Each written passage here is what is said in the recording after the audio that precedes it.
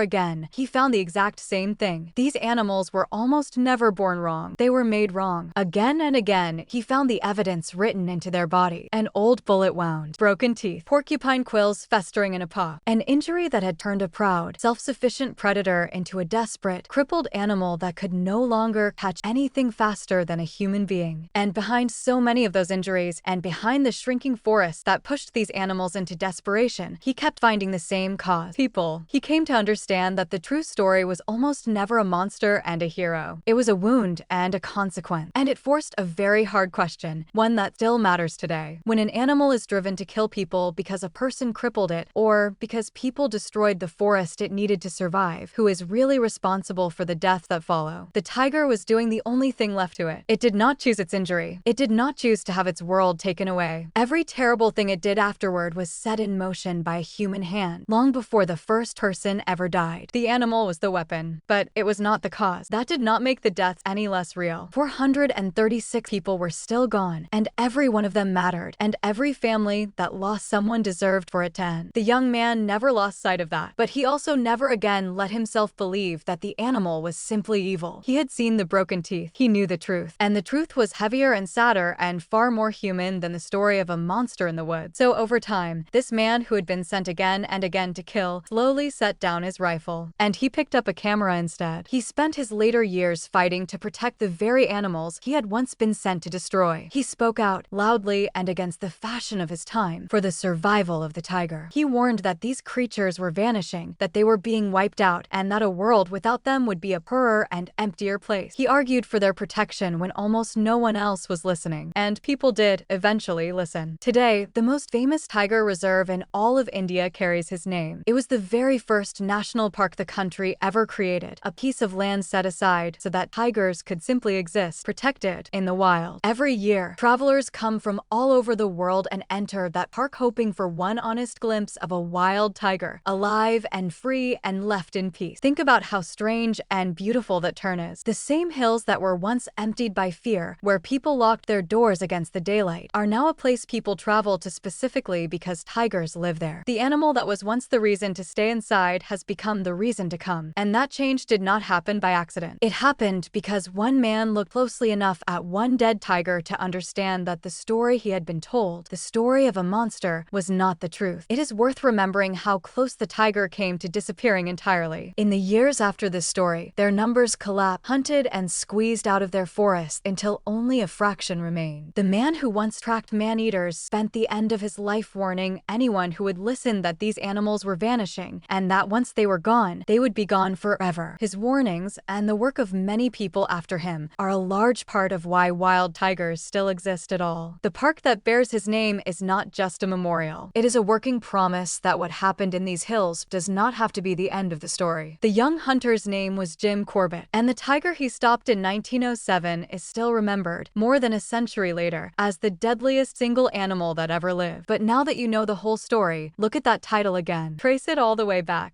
past the number 436, back past the army that could not stop her, and the professional hunters who went home empty-handed, back past the silent villages and the empty daytime path, all the way back to where it truly started. And you do not find a monster. You find an animal that was only trying to survive, a creature that was crippled by a human being long before she ever became a killer, and who was then left in a world where the only prey she could still catch was us. She was not born deadly. She was made deadly. And every death that followed traces back, in the end, to a single bullet fired by a person who then walked away and left her to become what she became. The hills she once haunted are protected land now. The tigers that live in them are counted, watched over, and carefully kept at a safe distance from the villages at their edges, so that what happened to her never has to happen again, to a tiger or to a person. And somewhere in that quiet, in the peace of the forest, she was never given. The tigers who came after her get to be the one thing she herself was never allowed to be. Simply tigers.